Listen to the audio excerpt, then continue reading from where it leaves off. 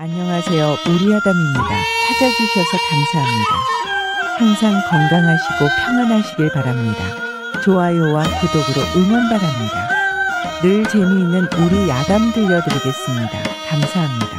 지금으로부터 수백 년 전 강원도의 박선비는 활잘 쏘기로 유명하였다. 그는 어느 해 과거를 보기 위해서 활통을 메고 서울을 향해 길을 떠났다. 드높이 솟은 큰 산을 넘어야 한양으로 가는 길로 내려서는 것이다. 박선비는 땅거미가 지자 걸음을 재촉했다. 산중에는 이미 석양빛도 사라지고 주위는 완전히 어두워졌다. 인가를 찾아 헤매다가 간신히 집 한 채를 발견하고 급히 그 불빛이 보이는 곳으로 걸음을 재촉했다. 이 산중에 이렇게 커다란 기와집이 있으리라곤 전혀 생각지 못했던 박선비는 놀라지 않을 수 없었다. 그러나 박선비는 우선 하룻밤만 드세고 가면 그만이라 생각하고 주인을 찾았다. 이리 오너라. 하고 주인을 찾으니 얼마 후에 인기척이 나며 대문 앞에서 니시옵니까? 하고 낭낭한 여인의 음성이 들려왔다. 지나가는 나그네 올시다. 야심하여 길을 잃었으니 하룻밤 신세를 질까 하옵니다. 잠시 침묵이 흐르다가 대문이 열렸다. 들어오시와요. 감사합니다. 박선비는 대문 안으로 들어서면서 힐끗 여인을 쳐다보았다. 뜻밖에도 여인은 절세미인이었다. 안으로 드십시오. 박선비는 안방으로 안내한 그 미녀는 등잔불 밑에 다소곳이 앉아 있었다. 니신데 이런 심산유곡에 홀로 오셨습니까? 나는 박선비라는 사람인데 서울로 과거를 보러 가는 길이요. 먼 길 오시느라 시장하실 터인데 저녁상을 차려오겠습니다. 여인은 살며시 일어나 밖으로 나갔다. 박선비는 여인이 나간 뒤에 곰곰이 생각해봤다. 이 넓은 집이 쥐죽은 듯이 조용한 것으로 보아 필시 사람이 살지 않는 모양이여 더구나 불빛이 이 안방에만 있으니 더욱 괴이한 일이었다. 그러나 여인의 자태는 지금까지 본 일조차 없는 미인이었다. 얼마 후에 밥상이 들어왔다. 이 산중에 어인일로 홀로 계시오. 박선비는 수저를 들면서 궁금증을 풀어보려고 여인에게 물었다. 여인은 수심이 가득해서 입을 열었다. 소첩은 본시 강원 진사 윤씨의 아내이옵니다. 우리 집 남편은 호랑이에게 잡혀서 죽고 나 혼자 살아남아서 이곳에 숨어 살고 있습니다. 제 이름은 선아라 하옵니다. 크크 하고 애처롭게 눈물을 흘렸다. 딱한 사정이 있었구려. 참 동정이 가오. 오늘 밤 호랑이가 나올까봐 겁이 나서 죽을 지경인데 마침 손님이 오셔서 안심이 되옵니다. 내가 온 것이 도움이 된다면 다행한 일이오. 이리하여 밤이 이슥해져서 박선비는 안방에 자리를 펴고 잠을 청하게 되었다. 창밖에는 바람이 불고 멀리 숙량이의 울음소리가 들려왔다. 그때였다. 방문 밖에서 여인이 손님, 하고 부르는 것이었다. 왜 그러시오? 들어가도 괜찮을까요? 들어오시지요. 여인은 방문을 열고 들어왔다. 그녀를 쳐다본 박선비는 가슴이 섬뜩했다. 달빛에 어린 여인의 얼굴은 처절하도록 아름다웠다. 이 밤에 웬일이시오? 무서워서 도저히 혼자 잠을 이룰 수가 없어요. 여기 앉아서 나를 새겠으니 허락해 주십시오. 박선비는 매우 딱했다. 새파랗게 젊은 여자가 외간 남자가 혼자 자는 방에 들어와서 밤을 새겠다니 실로 딱한 노릇이었다. 아니, 그러시면 내가 도리어 불편해서 안 되겠소. 괜찮으니 자리에 누우시오. 하고 한자리에 눕기를 권했다. 미안해서 어떻게 합니까? 여인은 미트를 입가에 흘리며 돌아앉아서 옷을 벗기 시작했다. 얼마 후에 여인은 창밖의 달빛에 하얀 살빛을 드러내 보이며 이불 속으로 들어왔다. 박선비는 몸을 피하려고 했으나 두근두근 후후. 자꾸만 서로 살이 닿고 숨이 거칠어져서 송구스럽기 짝이 없었다. 얼마 후에 여인은 천연스럽게 다리를 박선비의 허리에 올려놓으며 팔로 목을 감았다. 알몸이 된 여인의 피부를 느낀 박선비는 온몸이 불덩이같이 화끈 달아오르며 숨결이 높아졌다. 헉헉헉. 드디어 박선비는 치솟는 욕정을 억제하지 못하고 여인의 허리를 와락 끌어안았다. 그러자 여인은 기다렸다는 듯이 한층 세찬 기세로 달라붙었다. 그러자 여인의 풍만한 젖가슴이 품 안에서 준동하여 정욕을 북돋는 것이다. 남녀는 얼마 동안 부둥켜 안은 채 정열을 쏟고 있었다. 선비님, 오늘 선비님이 오셔서 너무 행복합니다. 선비님, 여인은 다시 못 올 시간처럼 잠시도 짬을 주지 않고 선비의 몸을 파고들어 유의를 하는 것이었다. 선아, 저 역시 당신을 만나 너무나 기뻐. 선비님, 오늘을 잊지 못할 거예요. 말을 할 때마다 둘의 뜨거운 입김은 서로를 더 달구었다. 얼마 시간이 지났을까? 밖에 달빛은 방 안 가득 두 남녀를 감싸 안았다. 둘은 널브러져 서로의 몸을 감싸지도 않은 채 달빛에 유유히 온몸을 비춰 보였다. 선비님, 내일은 일찍 서울로 가십니까? 여인은 선비가 떠나는 것이 내심 아쉬워 물어보았다. 내일 아침 일찍 떠나긴 하오만.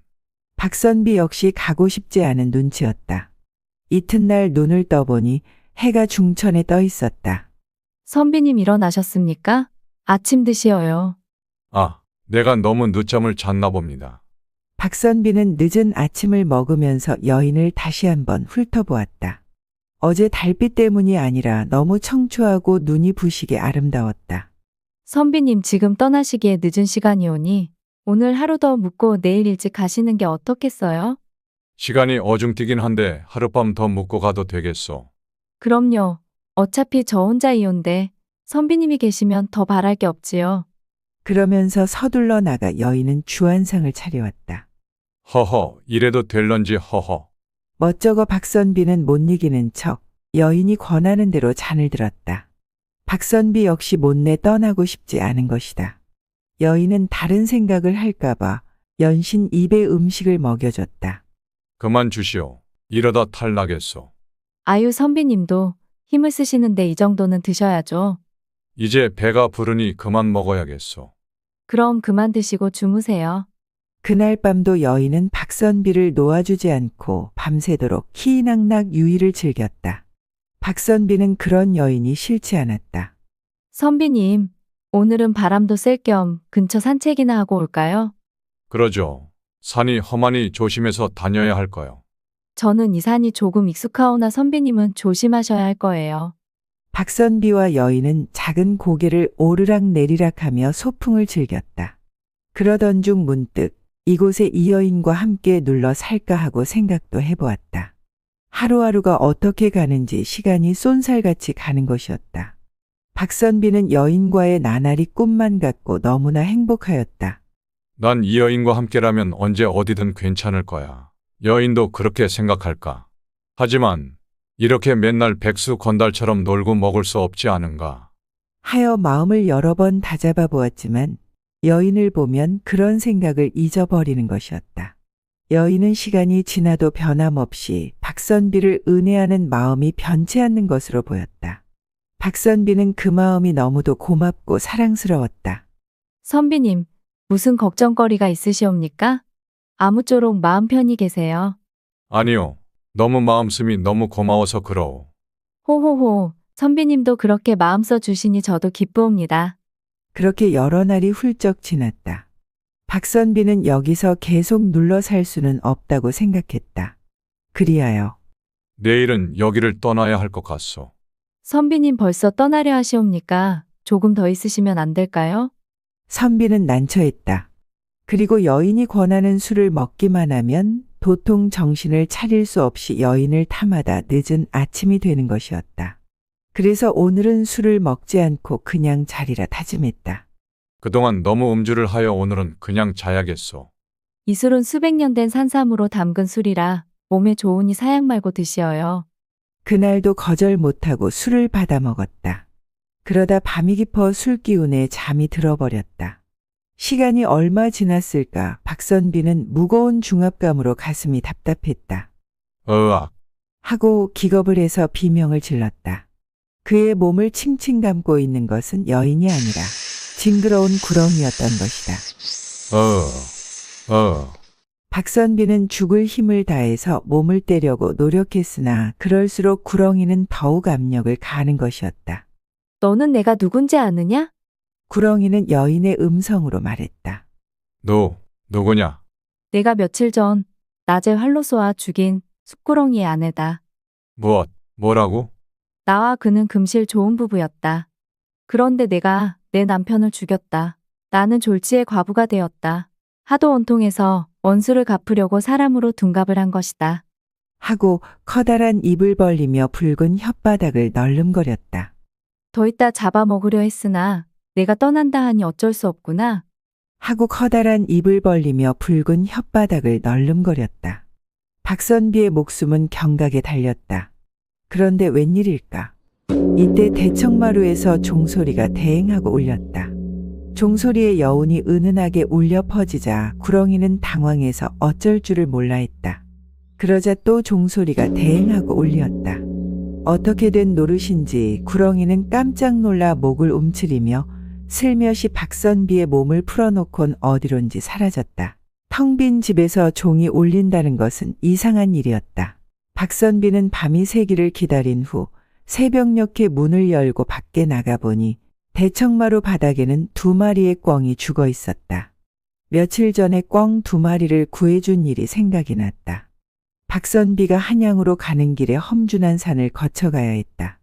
험난하고 웅자한 산세는 빽빽이 밀집한 나무로 더욱 신비로워 보였다. 이 산은 대낮에도 큰 호랑이가 나와서 사람을 해치고 밤이면 도적대들이 운거하는 무시무시한 곳이기도 했다.